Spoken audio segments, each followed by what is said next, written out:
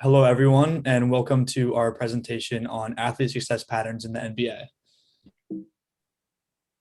A lot of groups actually have done previous analyses on dominant factors in the NBA, so we wanted to expand on that. And to conduct our specific analysis, we chose 5 of what we thought were the most important statistics in basketball to analyze the relative impact on winning NBA games, also win percentage. The 5 variables we chose were offensive defensive rating, rebounds, assists, turnovers, and field goal percentages. And since we had the time and resources, we wanted to conduct a bonus analysis on the leading 2 teams, the Warriors and the Rockets. To give a little background on what our topic is and why we chose it, over the course of the 20th century and for most of the 21st century thus far, the NBA has been dominated by the big man, whoever can get the biggest, the tallest, the strongest centers to just stand under the basket and get dunks and rebounds and block shots.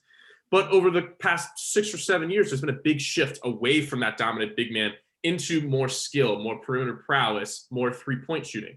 So we wanted to look at what strategies teams have employed to really optimize their success in the regular season. Our 6 sub-questions including comparing our 5 variables to winning percentage and a small case study comparing the Rockets and Warriors during this 5-year stretch.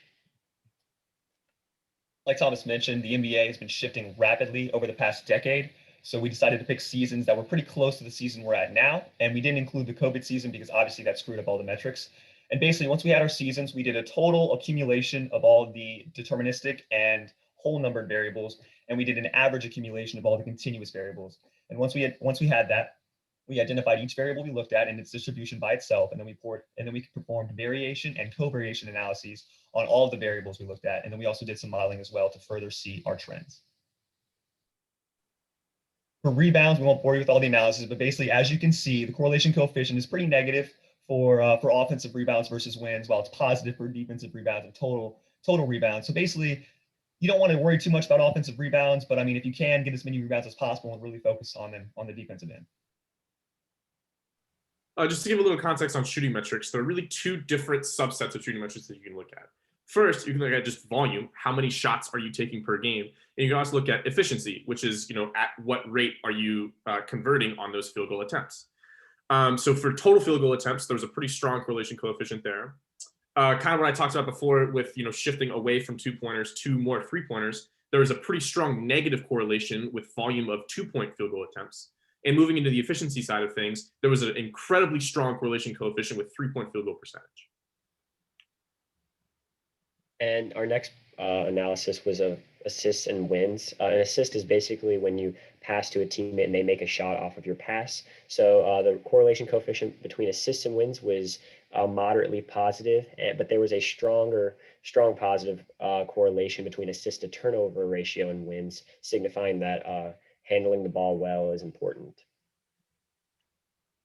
To provide context behind these next 2 variables, offensive rating is actually the points scored per 100 possessions, so it's kind of a cumulative statistic, while defensive rating is actually the points allowed by the opposing team per 100 possessions against the team that we're analyzing. So therefore, actually a higher defensive rating has a negative connotation to it. So all things considered, we had a strong positive relationship for offensive rating as seen in the graph, and then a strong negative defensive rating. With regard to our analysis of the effect of turnovers on winning in the NBA, we examined both the actual turnovers variable itself as well as a calculated turnover percentage variable, which attempts to normalize turnovers for each team by showing what percentage of possessions ended in a turnover for a team. And ultimately, we found a weak negative correlation between both turnovers and turnover percentage and winning in the NBA.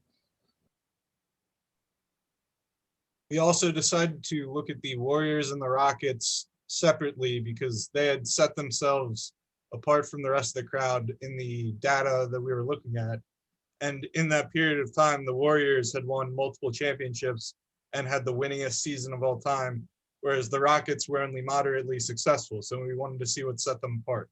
The Warriors let in some very strongly positively correlated statistics like blocks and assists that would help them get more wins, whereas the Rockets led in things like offensive rebound, which we actually found to be negatively correlated, because although you might think an offensive rebound would be a good thing, teams that have a lot of offensive rebounds have to be missing a lot of shots to get those rebounds. And if you look at it, the Warriors actually had higher shooting percentages from both 2 and 3-point, which might explain the difference.